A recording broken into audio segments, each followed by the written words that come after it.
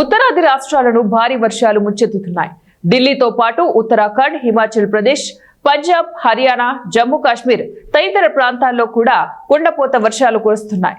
ఈ వర్షాలకు ఎక్కడికక్కడ వరదలు స్తంభిస్తున్నాయి. తాజాగా జమ్మూ కాశ్మీర్ లో మరోసారి క్లౌడ్ బరస్ట్ సంభవించింది. రాంబన్, రియాసీ జిల్లాల్లో మేఘ విస్ఫోటనం కారణంగా భారీ వర్షం కురిసింది. ఈ కుండపోత వర్షానికి వరదలు స్తంభించిపోయాయి. అనేక చోట్ల కొండ చర్యలు విరిగిపడ్డాయి. ఈ ఘటనలో 11 మంది ప్రాణాలు కోల్పోగా పలువురు గల్లంతయ్యారు. రియాసీ జిల్లాలోని మహోరే ప్రాంతంలో ఓ ఇంటిపై కొండ చర్యలు విరిగిపడ్డాయి. దీంతో ఆ ఇంట్లోని కుటుంబ సభ్యులు మొత్తం ప్రాణాలు కోల్పోయింది. నజీర్ అహ్మద్, ఆయన భార్య, 5గురు పిల్లలు శిథిలాల కింద చిక్కుకొని మరణించారు. రంగంలోకి దిగిన రెస్క్యూ బృందాలు వారి మృతదేహాలను శిథిలాల కింద నుంచి బయటకు తీశారు. రాంబన్ జిల్లాలోని రాజ్గఢ్ విలేజ్ లో క్లౌడ్ బరస్ట్ కారణంగా ఓ పాఠశాలను వరద ముంచెత్తింది.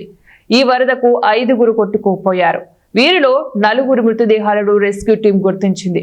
గల్లంతైన వారి కోసం గాలింపు చర్యలు చేపడుతోంది. మరోవైపు గ్రామంలో కొండ చర్యలు కూడా విరిగిపడ్డాయి.